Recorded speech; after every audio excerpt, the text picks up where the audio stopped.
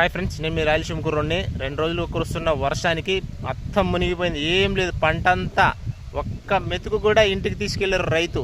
ఆ విధంగా పడి మొత్తం ఇదిగో చెరువుల్లా అయిపోయింది.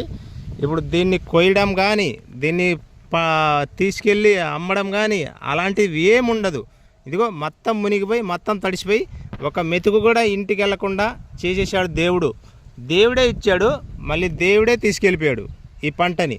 ఇప్పుడు ఈ అసలే కౌలు రైతు, ఈయనకి ఆత్మహత్య చెప్ప ఏం ఉండదు. ఇంకా ముందే వర్షం కురుస్తుందని ఏమైనా రైతులకు తెలుసా ఫ్రెండ్స్? ఏమో స్టూడెంట్లకి ఏమైనా తెలియని వాళ్ళకి తెలుసు. కానీ పవన్ కళ్యాణ్ గారు ఇప్పుడు స్పందించాలండి. మీరు కౌలు రైతు కౌలు రైతు కౌలు రైతు అని ముఖ్యంగా మీరు ఈ పాయింట్ మీదనే ఎలక్షన్కి వెళ్ళారు. ఇప్పుడు స్పందించండి. మొత్తం మునిగిపోయింది కౌలు రైతులు.